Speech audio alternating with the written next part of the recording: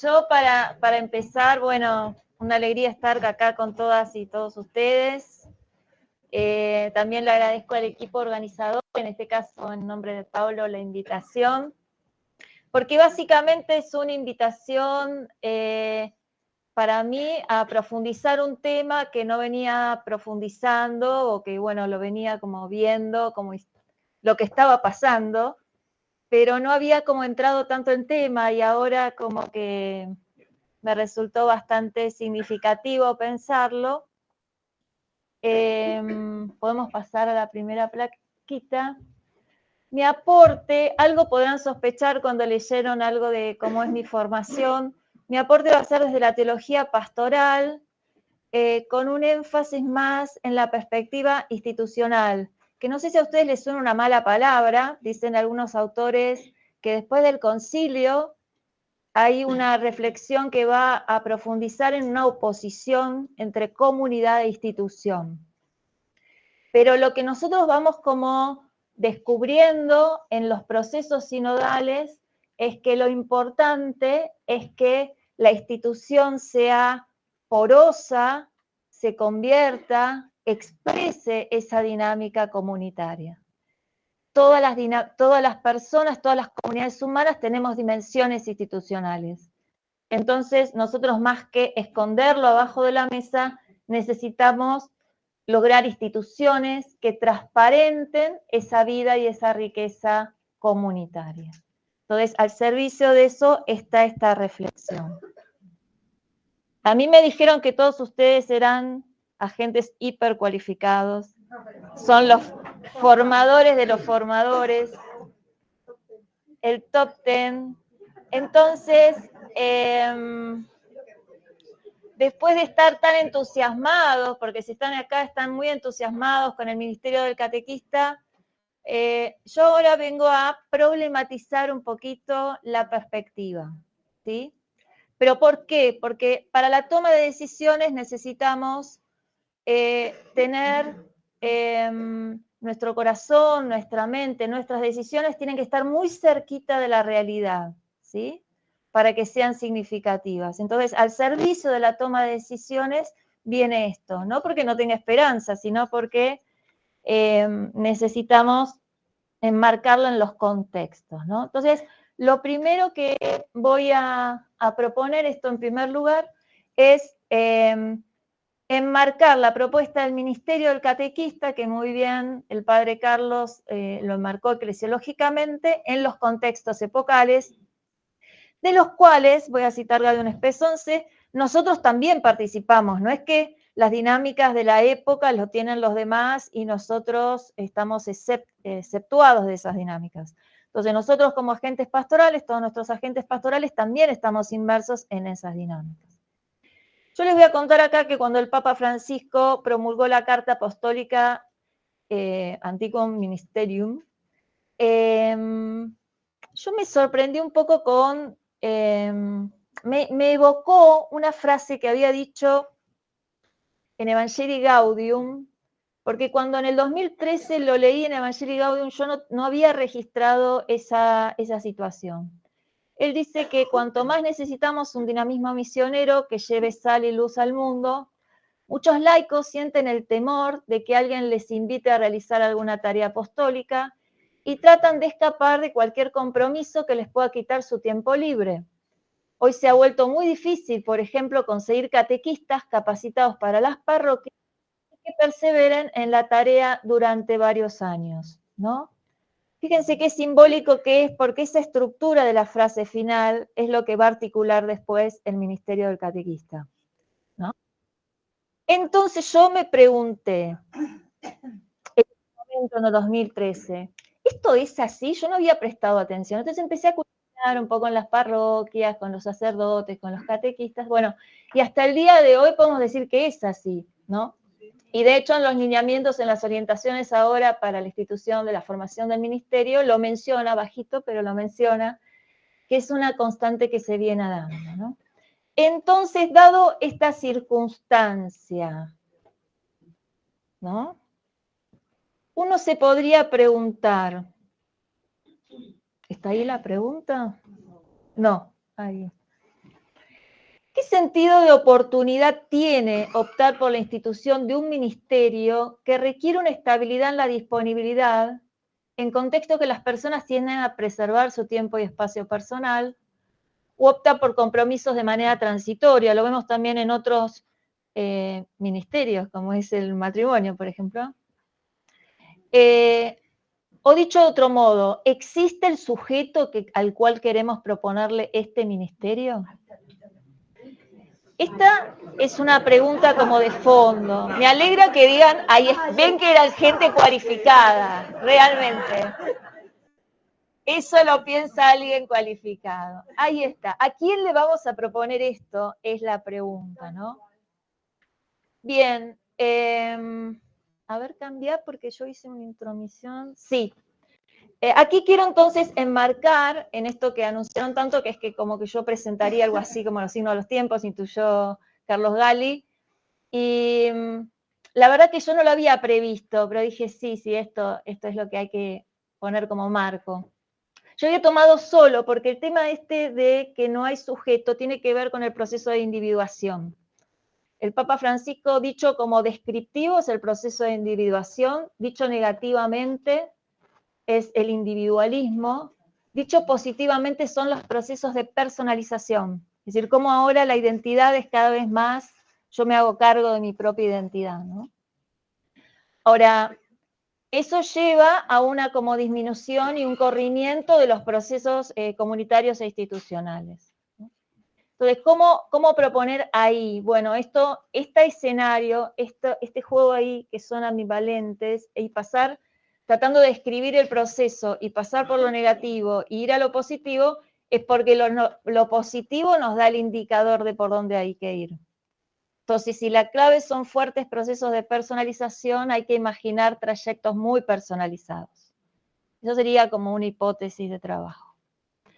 Ahora, esto también convive, hablábamos con Connie también por teléfono, con un proceso en donde hay un redescubrimiento de la dimensión más interior, proceso fuerte de espiritualidad, de apuesta por la espiritualidad. Y nosotros lo tenemos como un gran indicador institucional, es que tenemos los trayectos formativos vacíos, profesorados, ¿no? Centros de estudios, seminarios catequísticos, y tenemos espacios donde acompañan para la escucha, para la espiritualidad, llenos, ¿no? Llenos. Con un dinamismo misionero muy importante, porque ahí aterrizan personas que ya estaban en los trayectos eclesiales y otras que no. Entonces, bueno, eso también nos da una pregunta profunda sobre qué diseños de formación implementar. Porque yo les digo, uno pone un artículo y el alumno se va al recreo. Es decir, el marco conceptual está culturalmente bastante resistido, ¿no? Ahora bien, si la fe se transmitió sin fotocopias, tenemos esperanza, es decir, es cuestión de imaginarlo, ¿no? Y ya tendremos algunas prácticas que están ensayando. Entonces, eso nos da otro horizonte cultural para enmarcarlo. Los otros dos son también muy importantes, que es que el Papa va a decir el gran proceso, sobre todo que vivimos en las megaciudades de urbanización creciente.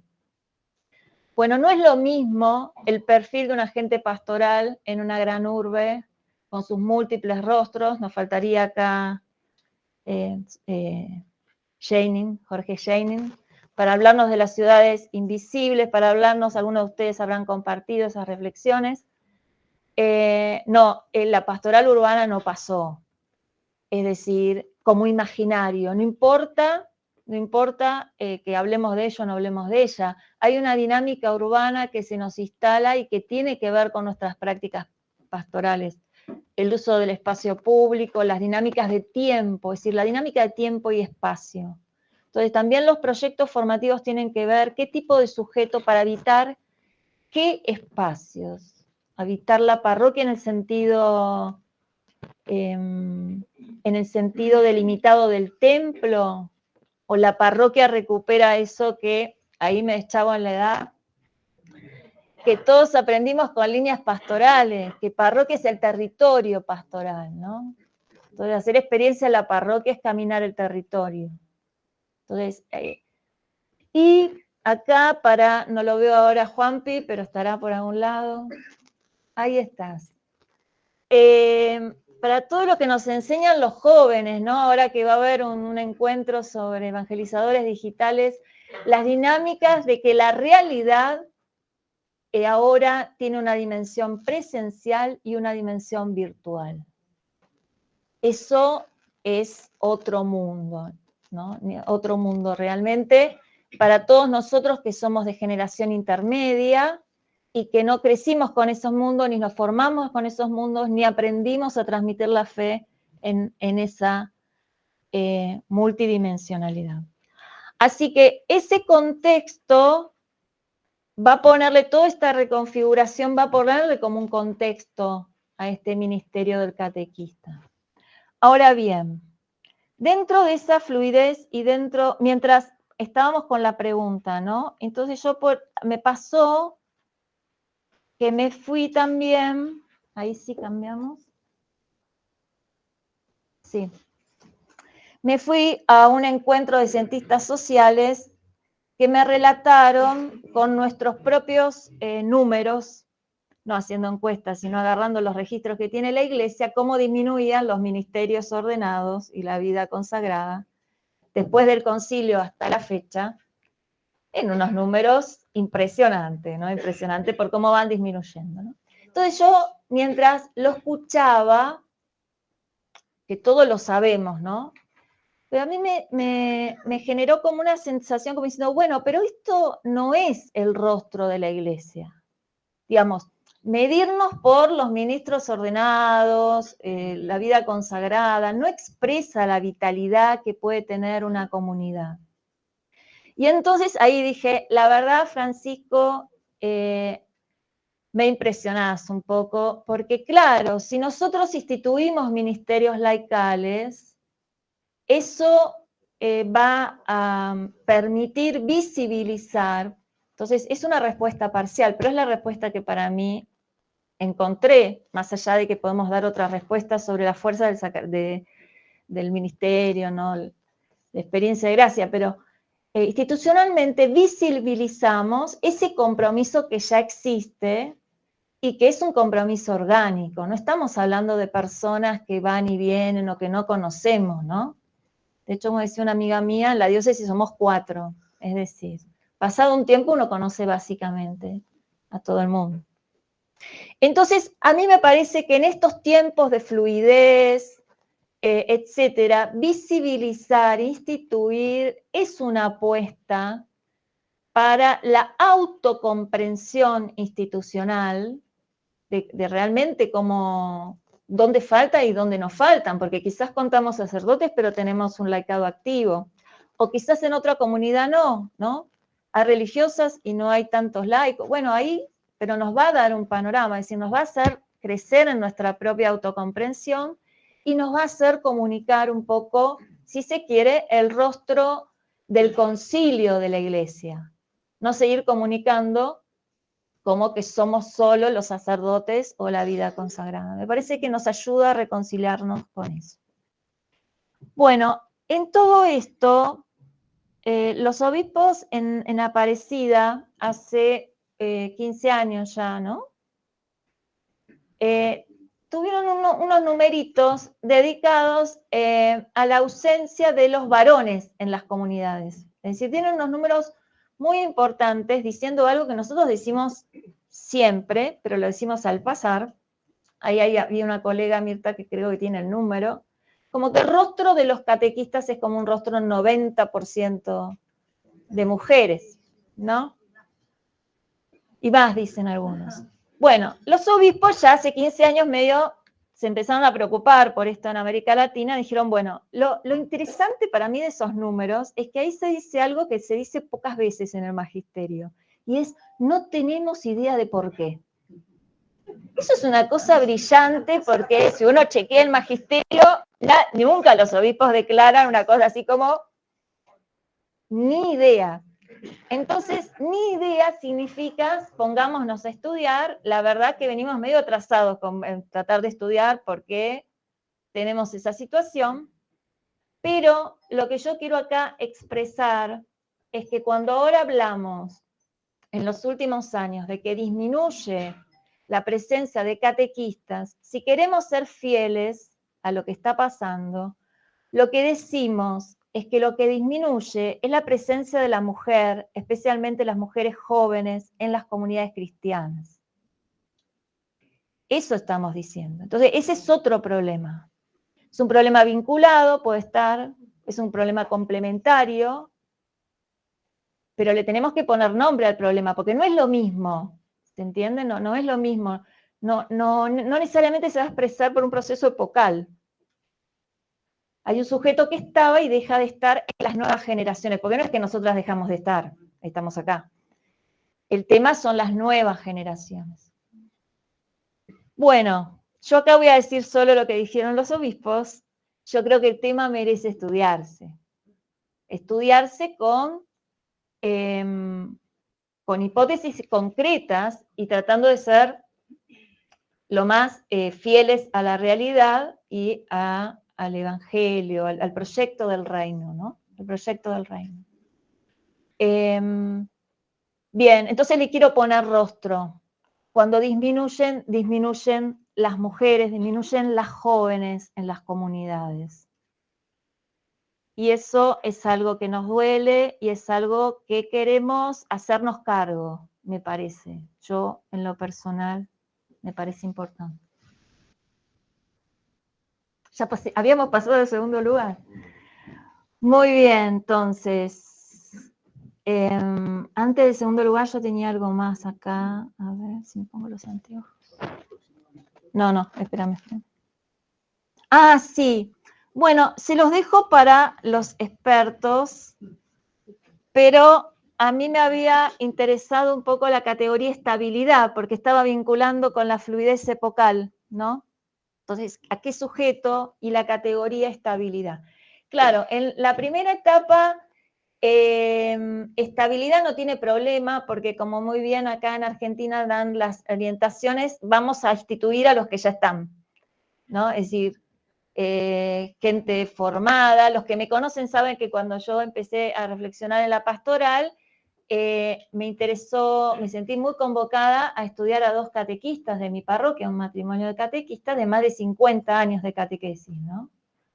Personas significativas. ¿Cuántos de nosotros conocemos a esas personas? Quizás muchos de ustedes son esas personas, ¿no?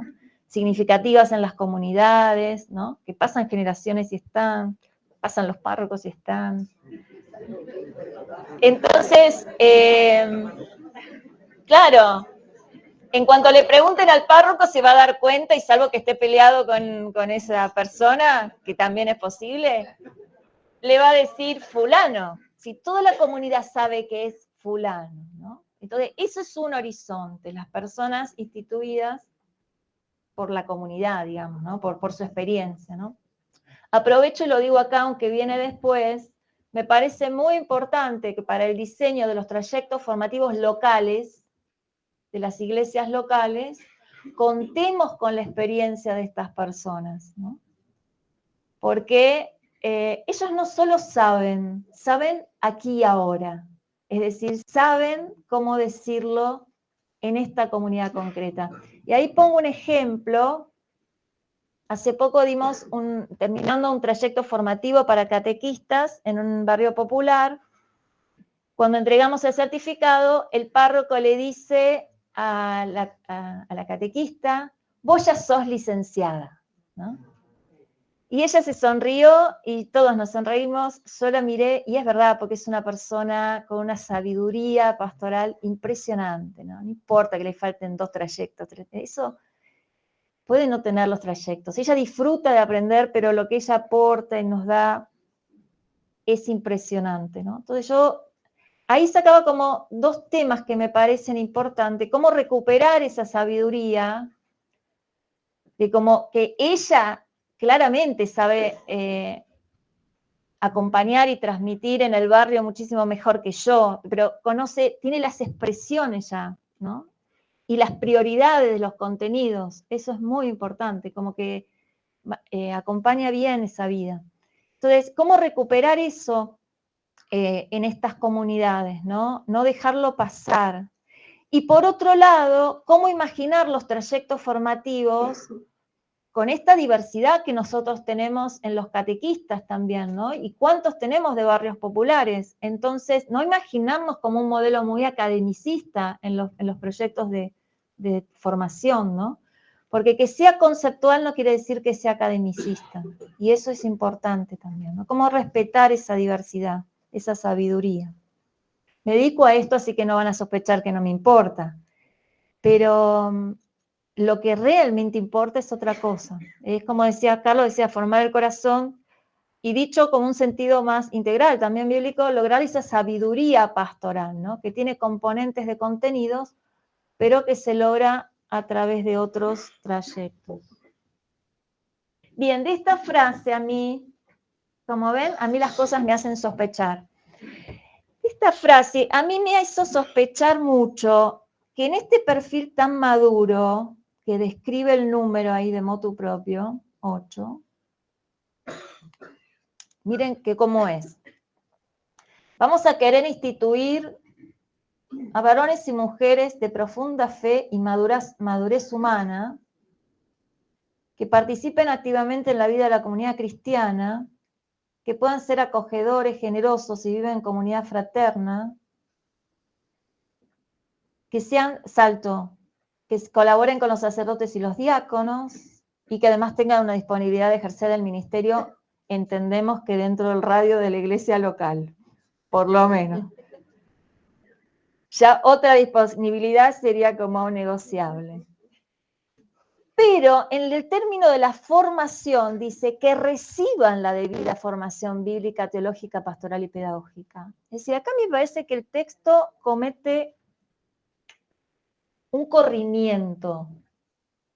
Y es que nos da a entender como si no tuvieran formación. Si yo tengo una persona humana, digamos, profundamente humana, profundamente cristiana, que sirve en la parroquia, que tiene años sirviendo, ¿qué hacía haciendo catequesis si no tiene idea, ¿no? de lo que transmite? Es decir, yo cambiaría ahí, también me gusta trabajar con textos, cambiaría un poco la expresión que reciban a que resignifiquen, que profundicen, ¿no? Que actualicen, muy bien, ¿no? Pero no sea cosa que pensemos que ahora el trayecto formativo los va a formar. El trayecto formativo profundizará una formación que de acuerdo a los contextos será más o menos inicial, más o menos académica, más o menos acreditada, o que tendrá unas acentuaciones y tendrá otras según los contextos, las personas, pero sospecho que no podemos ir a estas personas pensando que no están formadas. Sería un error gravísimo, en mi opinión. Y bueno, y no resiste cualquier lectura cruzada con lo que entendemos de catequesis con adultos, etcétera, ¿no? Ni siquiera eso. Así que me parece que ahí hay que estar un poquito muy atento, y yo se los dejo como pregunta. Se los dejaba como pregunta, ahora cuchichearon, digo, sí, afirmemos que no, que esa gente sabemos que sabe algo, es muy importante. Me adelanto un poquito. Bien, lo de la vida ya lo dije, la fecundidad. Bien. Mientras preparaba esto, claro, porque ahora, ¿cómo no acordarse? Lo he citado muchas veces en conversaciones sinodales de este texto, Juntos para una Evangelización Permanente, ¿no? ¿Sí? ¿Cómo no hacer memoria de esta comunidad catequística y catequética que hay en el país? Se lo decimos para los que son invitados de otros contextos. Yo me la pasé corrigiendo porque gracias a Mónica que me sopló, me recordó que era un seminario internacional, es decir, que había gente que no era argentina, porque yo citaba todo el tiempo a Argentina. En el país tenemos este texto, finales de los 80, 87, 88, 87, posterior al segundo Congreso Catequístico Nacional. ¿Quiénes fueron ahí en Rosario? Ahí está, muy bien. Y organizaron, muy bien. Muy bien. Y es un texto bellísimo, que lo leemos hoy, yo lo leí ahora otra vez, y tiene profunda actualidad, profunda actualidad. Ya imagínense solo el título, Juntos para una Evangelización Permanente. Le cambio y se lo pongo al sínodo y le encanta la expresión, ¿no? Uno dice, esto. Entonces me parece muy importante acá en Argentina, pero también en cada contexto, recuperar en los trayectos formativos la tradición local, catequística y catequética, ¿no? La reflexión sobre la catequesis que hay en la tradición local. Eso me parece que es otra forma de sinodalidad que la voy a ensayar. A Carlos le gusta ensayar palabras, ¿por qué no? Hace poco pensé un poco en la articulación entre obispos, en la sucesión. Como hay muchas sucesiones, uno está pensando como en esas cosas. Y pensé un poco en la colegialidad sucesoria. No sé, canónicamente no existe, pero sería que el obispo ingresante respeta ciertos procesos que se están dando en la diócesis, y no es que llegó y se acabó todo, ¿no?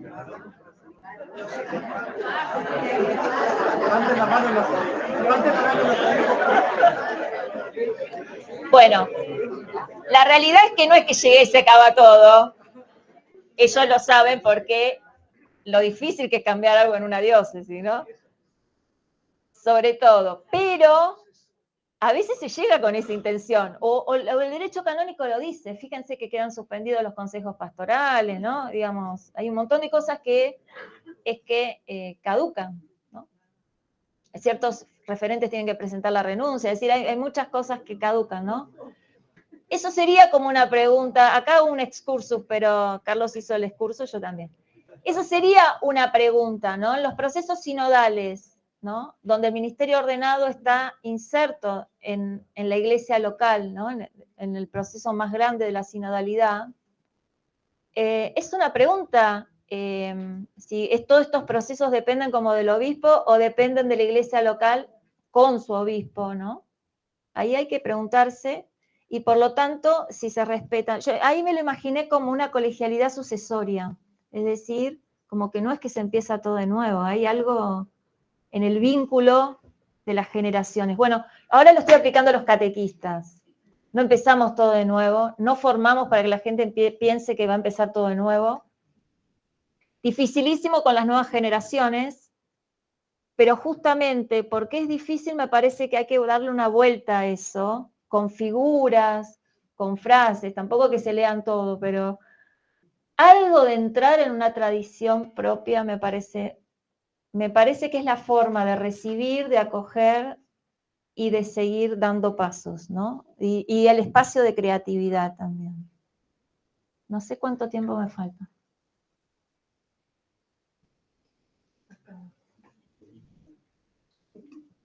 ¿5? Genial. Bueno.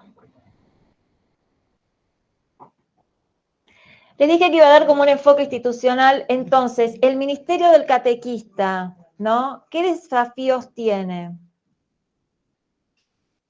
Uno, ya dijimos lo de la fluidez, 2 de la estabilidad. Hay algo básico, que es la articulación entre ministerios. Es decir, la Iglesia Sinodal nos presenta como el desafío de la articulación entre ministerios. Eso puede tener distintos modelos, cada iglesia local lo puede pensar de una manera distinta, pero sería interesante que lo piense, es decir, que sea un discernimiento, no que se arroje en ministerio y después vemos qué pasa, ¿no? Y que eso encuentre expresiones orgánicas. ¿Qué quiero decir con orgánicas? Por ejemplo, sí, como dijo Carlos, claro, instituir implica una dimensión institucional, como su nombre lo indica, ¿no? Entonces nos imaginamos que de suyo van a estar participando en los consejos parroquiales, por ejemplo.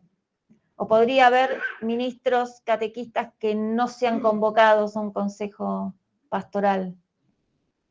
Bueno, esa es una pregunta, ¿no? Es decir, nos imaginamos comunidad catequística, dijo Carlos, eso en la práctica institucional es, van a tener encuentros, los vamos a nuclear como espiritualidad de los ministros. Bueno, son como preguntas, yo no tengo las respuestas, además creo que las respuestas tienen que ser así locales, según la matriz pastoral de la diócesis. Pero para mí lo que más me preocupa, es cómo se van a llevar o cómo imaginamos la relación entre los ministros catequistas y los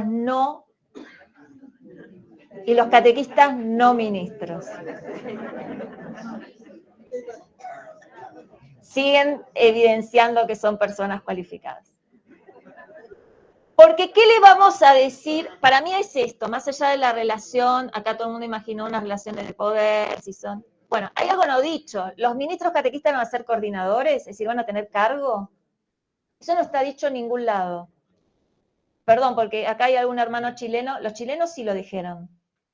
En sus orientaciones dijeron, sí, los imaginamos coordinando y los imaginamos formando. Acá nosotros no dijimos nada. Entonces, ser ministro no es tener cargo, pero ¿qué va a ser? Bueno, ahí hay algo que discernir en lo local y tomar decisiones, ¿no? Pero a mí me importa esto, sí, porque nos puede parecer como que replicamos el tema de los laicos, sea porque soy laica, entonces yo tengo claro todo lo que no soy. No soy ordenada, no soy consagrada, no soy... Lo Leyente un 31. Entonces, ¿qué no son los no instituidos? ¿No? No son mayores de 30, mayores de 30 quedó, ¿no? Sí, no son mayores de 30. Bueno, eso no les importa, porque vaya a saber si a los sub 30 les importa el Ministerio de Catequesis. A nadie le va uno, así como... ¿No soy maduro en la fe? ¿No soy una persona madura? Yo tengo 40 años, a mí nunca me llaman, yo ya dejé dicho que a mí me gustaría, pero nadie me dijo nada. ¿Yo no soy maduro? No. ¿Yo no colaboro con el Padre? Si cada vez que me pide algo, yo voy con él. Es decir, me parece que nos tenemos que dar un tiempo a que esto que decimos tan rápido, que no todos van a ser instituidos, primero, ¿qué le va a pasar a la gente concreta cuando no sea instituida? Y segundo, ¿qué nos va a pasar a nosotros cuando ellos se vayan? Es decir, tenemos que pensar un poquito. Ya estoy en hora. Bien, tengo cosas, pero ya son más... No son complicadas para ustedes porque ya evidenciaron.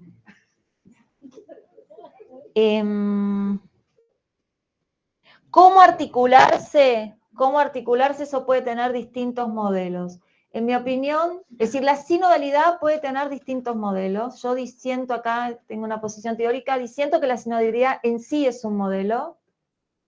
Y sigo a otros autores que dicen, no. Una cosa es la sinodalidad, otra cosa es cómo se concreta. Y se concreta también como dando pasos, pero de modelos pastorales antecedentes. Entonces hay distintas formas de ser sinodales. Y uno sabe, en una diócesis los procesos son consultivos, en otra diócesis son deliberativos, en otra diócesis, bueno, le preguntan todo el mundo, en otra le preguntan a 5. Bueno, entonces, con esto también es distinto. Es decir, ¿cómo se va a escribir? Esta es la pregunta que yo, como podría poner ese título ahora en la charla. ¿Cómo se va a escribir el ministerio del catequista en la dinámica eclesial, en la articulación con los ministerios, en la articulación con el resto del pueblo de Dios, en la articulación, ya dije, el terreno parroquial quiere decir con la sociedad, con los otros catequistas, los ministros? Es como una gran pregunta. Todo tiene sus puntos, como sus potencialidades, los distintos modelos y sus límites, y bueno, hay que tomar como decisiones responsables, ¿no? Y lo último de lo último, acá voy a hablar para la comunidad argentina. A mí me pareció que las orientaciones, uno termina de leer las orientaciones y tiene como una sensación de que se está pensando en el ministerio del catequista parroquial, ¿no? Cuando el motu propio lo amplía un poco a un perfil más misionero, y por ejemplo los hermanos chilenos hicieron una opción por un ministerio catequístico más hacia los pobres, bueno, quizás porque ellos no lo tienen, nosotros lo tenemos, no sé.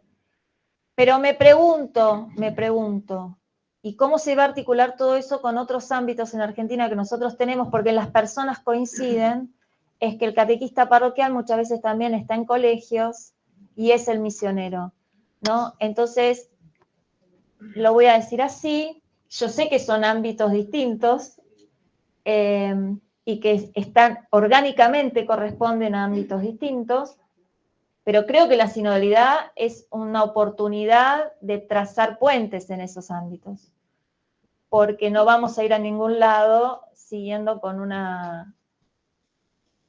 sosteniendo algunas prácticas fragmentarias en los trayectos formativos cuando las personas son las mismas. Eso quiero que todos lo sabemos.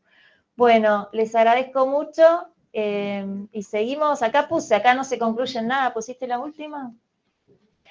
No les conté, ese archivo se los voy a mandar, solo porque tengo mucho amor por ese cuento, no sé si alguno conoce el cuento de la hermana abadesa, cómo formó a su novicia para misionar, ¿lo conocen?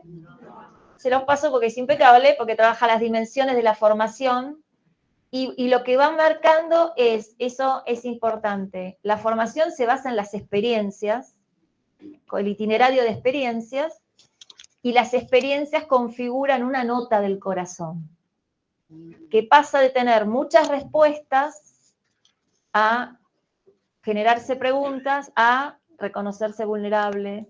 Bueno, pasa por un montón de procesos, es un cuento, una carilla impecable. Miren que dándoselo me lo quemo, porque ahora la gente lo va a conocer, pero creo que es una oportunidad para pensar, que nos ayuda a pensar. Esto, por supuesto, no se cierra, sino que es solo un disparador para las conversaciones de la tarde. Muchas gracias.